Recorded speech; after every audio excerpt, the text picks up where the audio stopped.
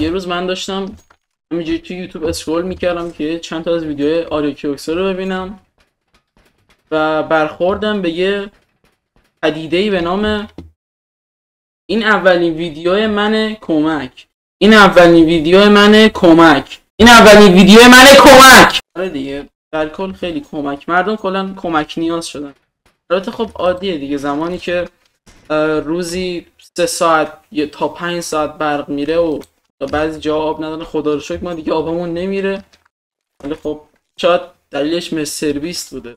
به هر حال این داستان از کجا شروع میشه؟ یه یوتیوبری همینجوری خیلی رندوم میاد ویدیو درست میکنه، یوتیوبری به نام ناتانیه و هیچی دیگه، میاد میگه این اولین ویدیو منه و نمیدونم از بچگی آرزو داشتم انیمیشن بسازم فلان بسازم و فاکینگ 150,000 ویو خورده. میدونی 150,000 برای اولین ویدیو چقدره؟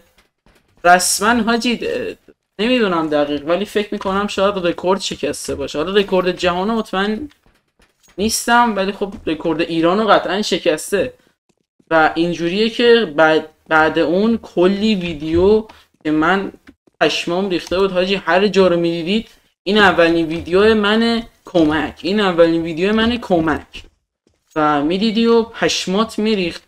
آره دیگه خب منم به هر حال کانتر پلیرم، قطعا ربطی نداره این موضوع من ولی خب جالب بود دیگه، یه موضوع بود که گفتم آقا بیام در موردش صحبت کنم، همزمان که دارم یه مقدار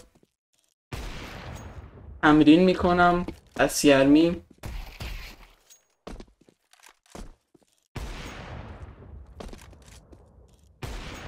و چیزی هم که دیدم مردم واقعا به 2 دسته تقسیم شده بودن، اینکه یه سریا در موردش ویدیو ساخته بودن که آقا این چیه، چرت و پرتا چیه، حالا باز اولین نفر که هانیه بود و کار نداریم و یوم میان کل هر کی رو که میبینی، هر کی که میخواد یوتیوب رو شروع کنه یه امیدی میاد تو دلش و میگه که اوکی بذار شروع کنم و اولین ویدیومو بسازم و قطعا بنزه هانیه ویو میخوره که اکثرا هم نمیخورن. ولی خب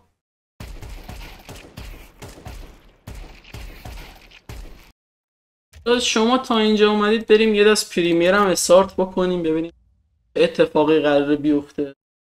یه دست پریمیر هم بریم حال کنیم. ویدیو فقط میخوام طولانی بشه.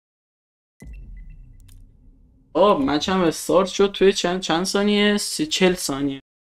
یه چیزی هم که من برخوردم یه ویدیو قبلی هم حالا بهش اشاره کردم، اون ویدیو قرار بود آپدیت ها، اینکه لودینگ ها چقدر طولانی تر شدن. البته خب شاید یک دلیلی که باشه اینه که خود ولو گفته بود که یه مقدار مپا سبک‌تر شدن. آره منم اینو حسش کردم، چون یه مقداری حداقل 20 FPS رفته بود بالا، یکم بهتر شده به نسبت قبل، شاید مثلا به خاطر اونه. حاجی یه چیزی اگه ویدیو قبل دیده باشید، من یه دونه وسپی ترتور داشتم اگه اشتباه نکنم و اونو با این 3 تا تریدش کردم.